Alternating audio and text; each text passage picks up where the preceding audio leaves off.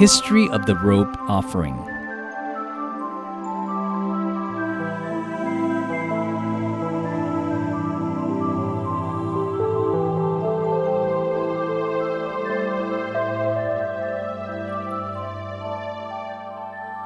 During the Buddhist era, when the Buddha had not yet permitted monks to receive householders' robes, the ones specifically donated by the villagers, monks who needed cloth had to look for and collect shrouds, scraps, or soiled cloth that people discarded. Once enough cloth was collected, the monks would clean, wash, cut, sew, and dye it to make either a robe or the inner and outer garments. It was quite a time-consuming process. Therefore, it was seen as one of the challenges of being a monk. The first person in history to offer robes was a female celestial being by the angelic name of Chalini in Tawatimsa heaven.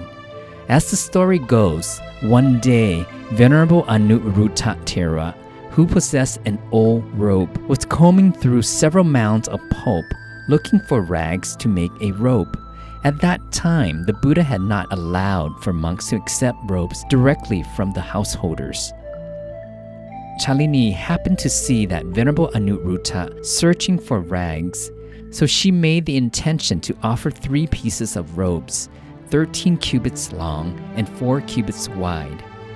But then she suddenly thought, the senior monk would not accept them if I offered them directly to him, because the Buddha had not yet authorized monks to receive robes. Chalini brought her celestial robe and set it in a mound of pulp located in an area where Venerable Anuruddha will have to walk past. When she placed the robe down, she made sure that the hem stuck out so that it could be seen readily. And Venerable Anuruddha did notice the celestial robe. He grabbed the edge and pulled it out to take it back to make it into a robe. This incident was the starting point that inspired other generous benefactors during the time of the Buddha to follow Chalini's example of generosity. They would purposely leave fabric at various locations, such as on trees, trash piles in the woods, or the side of the road, etc. The givers believed that the monks would pass over these regions thinking, this cloth has been abandoned. It no longer belongs to anybody. Therefore, if a monk comes upon it, he will take it and use it to make a robe. During the period when Buddhism flourished, there was a devout Buddhist and prominent doctor by the name of Jivaka Komarapacha. He was both a royal physician to King Bimbisara of Makata's royal court and a physician to the Buddha. Jivaka was given 2 magnificent gold fabrics from Kasi kingdom, which are extremely fine, exquisite fabrics reserved for monarchs that ordinary people would not have access to. As a royal prize after tending to Lord Jantapachod's afflictions until he recovered, Jivaka believed that such exquisite fabric was more appropriate for the Buddha or the monarch and not for himself. As a result, he offered the cloth to the Blessed One. Before offering them, he asked, may the monks be permitted to accept this householder's robe? And the Buddha obliged. Jivaka reflected that in the past, monks had to collect cloth from mounds of pulp and couldn't accept the cloth offered by the villagers. Jivaka recognized the challenges that monks had to face and so made such a request. Therefore, it can be said that Jivaka was the first person to offer cloth in Buddhism.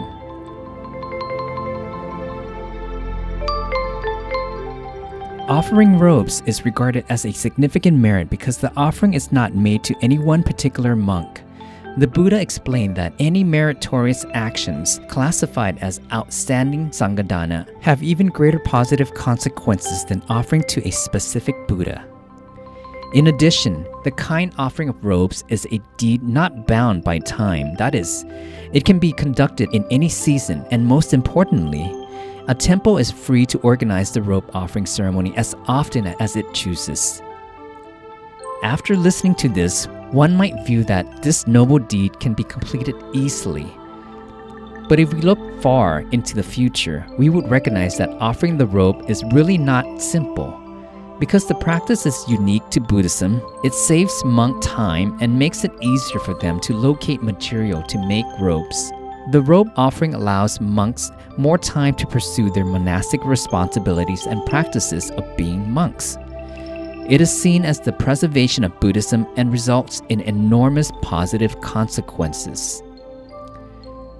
The fruits of merit from offering robes. 1. By facilitating the monks in acquiring the 4 requisites, benefactors will be blessed with great wealth and the basic life necessities. 2. Benefactors are providing the monks with the energy and resources to preserve the longevity of Buddhism. 3. By offering generosity to monks who are earnestly observing the monastic code of discipline, you are honoring those worthy of honor. You will be replete with clothes and apparel. When it comes time to ordain, people will support your decision and robes will be readily available. 4. In giving, it is training donors to appreciate the significance of making sacrifices for the benefit of the community, namely Buddhism. This will lead to prosperity in your work, as well as the ability to overcome challenges that arise. 5. By supporting unity in the monastic community, you will be reborn to a good, honorable, and well-respected family with right view. 6. You will be endowed with lovely features, a perfectly proportioned body, good health, and clean and radiant complexion. 7. Able to eliminate greed and stinginess as well as purge unwholesome thoughts and deeds from your mind. 8. Have right concentration and effortlessly attain the inner Dhamma.